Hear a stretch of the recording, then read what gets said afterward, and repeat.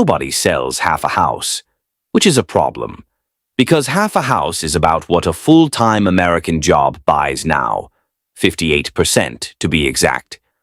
One person, working full-time, all year, earning the median American wage, $63,360, against a median home that now demands an income of $109,796. That is a $46,000 gap every year, and you do not close it by skipping coffee. You don't close it by budgeting harder, or waiting on a promotion, or settling for somewhere slightly worse. A gap that size closes exactly one way, another entire person. 2 paychecks. That's the price of one ordinary house now. And here's the part nobody tells you. The second paycheck is the reason that house costs $109,000 in the first place. In 1985, the median American home cost 3.5 times what a household earned. Today, it's over 5. Housing economists consider 2.6 to be healthy. Stay to the end for the 3 American cities where the math still works, where a normal local income still clears a normal local house. 3 out of every major metro in the country, and the reason those 3 survived tells you exactly what broke everywhere else. Start in 1970 in a fairly ordinary American household. One parent works, the other doesn't have to. Between them, a 3-bedroom house, 1 car, 2 kids, and a pension waiting at the end of 30 years. That wasn't wealth. That was the middle of the distribution. The boring, unremarkable middle. A single wage, often blue-collar, often unionized, carried a mortgage, groceries, a car payment, and still left something at the end of the month. It's worth saying plainly, because this era gets romanticized badly. It was never everyone's reality. It was concentrated in a mid-century, mostly Western, overwhelmingly white middle class. Plenty of families always needed 2 incomes to survive. Plenty more were shut out of that neighborhood by law and by lending practice, not by arithmetic. But for the households that did have it, 1 income going the whole distance was normal. Nobody wrote articles about it. Nobody made videos about it. It was just how a house got bought. Here's the number underneath that world.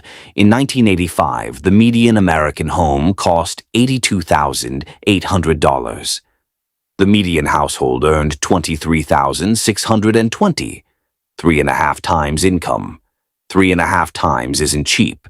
That's the honest version. 1985 was not some lost paradise, and mortgage rates then were brutal in ways we've forgotten. But 3.5 times is a number a single earner can climb. 5 times is not. And then something changed that, on its own, should have made every one of those households dramatically better off. Women entering the workforce at scale, from the 1960s through the 1990s, was one of the great expansions of freedom in modern economic history. Millions of households went from 1 income to 2, generation over generation. On paper, family income nearly doubled. Everyone expected that to mean twice the security, a bigger cushion, more savings, an easier life. That is not what happened. The money went somewhere else almost immediately, and once you see where, you cannot unsee it. The second income did not sit in a savings account. It met a market, and one specific market absorbed most of it. Houses in the neighborhoods families actually wanted to live in. Think about what a house in a good school district actually is. It's not a product. Nobody can manufacture more of them. The number of houses zoned inside that district was fixed decades ago and has barely moved since, in a lot of American suburbs, deliberately so. So when a family wants that house, they are not buying from a factory that can make another one. They are competing against every other family who wants it. The price isn't set by what it costs to build. It's set by whoever can bid the most. When 1-income families were doing the bidding, prices settled at what 1 income could carry. Not out of fairness. That was simply the ceiling. Nobody could go higher, so nobody had to. Then two-income families started bidding on that same fixed number of houses, and the ceiling moved. Sellers discovered, not through conspiracy, just through the offers arriving, that these houses could be priced at what two incomes could carry instead. Nobody sent a memo. Nobody colluded. It's simpler and colder than that. The price of anything in fixed supply rises to meet the money chasing it. And the second income was, structurally, a wave of new money chasing a house that was not getting any bigger. We covered a version of this in the video on inflation. New money doesn't lift every price evenly. It lifts fastest, closest to where the money lands first. Here, it landed directly on the one asset every family with children needed at the same time, and it kept landing. Because once the neighbors have two incomes, having two incomes yourself isn't an advantage. It's the price of staying in the running. So run it forward to today. As of June 2026, affording the median-priced American home takes an income of $109,796. That figure assumes 15% down, a mortgage in the mid-6% range, and that you spend no more than 30% of your income on housing. Those aren't aggressive assumptions. That's the polite version of the number.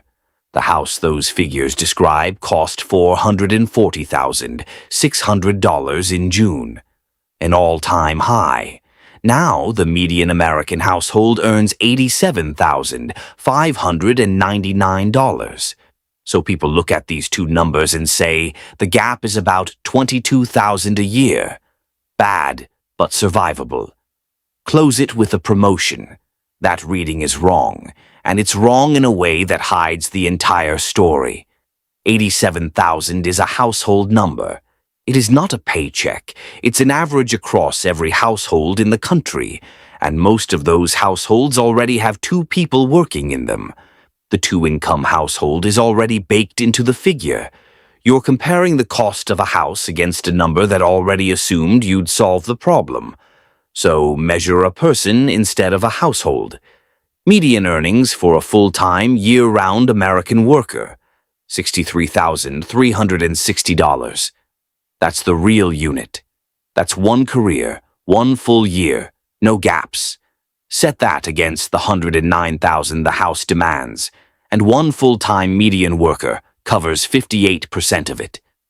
58%, which means one worker doesn't get you a smaller house or a worse neighborhood. It gets you nothing, because you can't buy 58% of a house. You need the second income to reach the starting line, and the second income is what put the starting line out there in the first place. This is the part that turns a bidding war into a trap. Once a neighborhood reprices itself around two incomes, a one-income household can't compete for it at all. Not with discipline, not with a bigger deposit, not by skipping coffee for 11 years. The floor moved.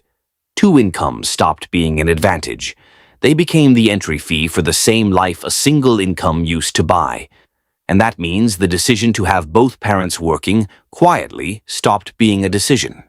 Housing wasn't the only fixed thing families were suddenly bidding on, with double the money either. Healthcare and childcare, both effectively mandatory once you have kids and both parents work, climbed the same way for the same reason. Everyone needs them. Nobody can opt out, and the money chasing them had just doubled. Notice the loop there. The second income creates the need for childcare. Childcare then costs what two incomes can bear. The solution generates its own expense. In 2003, a book called The Two-Income Trap went through American bankruptcy filings looking for what was actually breaking families. The popular theory at the time was overspending. Flat screens, restaurants, vacations, credit cards. The record said something else entirely. Families weren't going bankrupt on luxuries. They were going bankrupt on the three things every parent buys specifically to protect their children: the house in the safe school district, the health insurance, and the childcare that lets both parents keep earning at all. The expenses parents cut last were exactly the ones that broke them first. Here's what made the one-income household quietly more resilient than it looked, even while earning less money than a two-income household earns today. If the single earner lost their job, or got sick, or the plant closed, there was a second adult in that house who had not been working yet. That person could go out and find income the household did not previously have. The second earner wasn't a luxury held in reserve. Structurally, they were the reserve. Now run the same shock through a two-income household today. Both adults are already working. Both incomes are already committed to a mortgage that only cleared underwriting, because there were two of them. There's no unemployed spare adult waiting in the wings. There's no reserve, because the reserve was spent buying the house. It got capitalized into the purchase price the day the lender counted both salaries on the application. So if one of those two jobs disappears, the household doesn't fall back to a comfortable single income. It falls onto a mortgage that was never priced for one. The same event that a 1970 family absorbed by sending someone out to work, a 2026 family absorbs by losing the house. A one-income family that lost a job had a spare parachute. A two-income family that loses a job has a mortgage. Now, in fairness to the data, this did get slightly better this year. The typical buyer now needs to spend 37.6% of their income on the median home, down from 39.3% a year ago. Incomes finally grew a little faster than housing costs. It got better. It got better from the worst it has ever been. 37.6% is still well past the 30% line that defines affordable, and the income required is still within a few $100s of its all-time record. The national number also hides how wildly uneven this is. In Seattle, affording a median home takes $221,831. In Anaheim, California, $329,849. San Francisco is the least affordable metro in the country. Those are the places where the ratio genuinely hits 7 times income and beyond. Not the national average, but real and getting the headlines. But run the comparison across every major American metro. Local median income against local required income.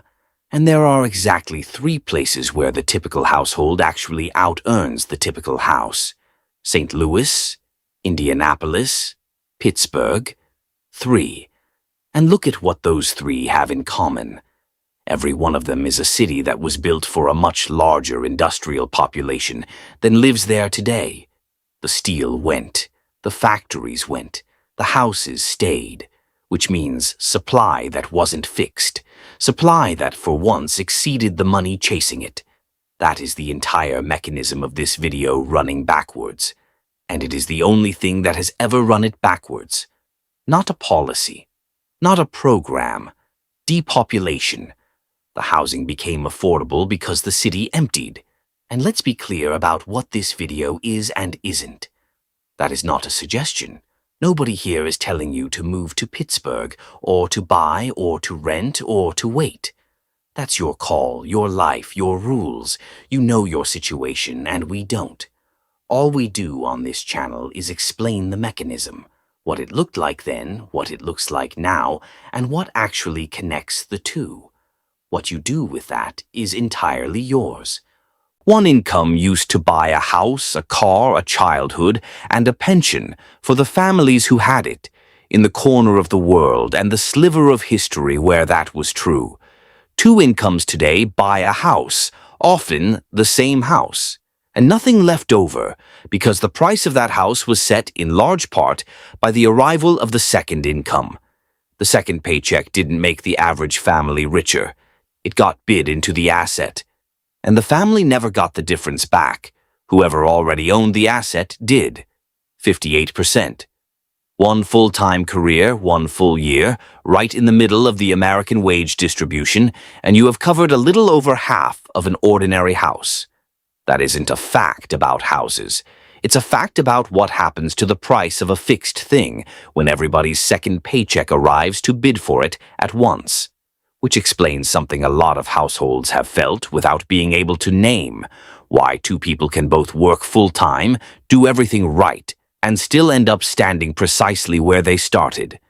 Watch for the silent one.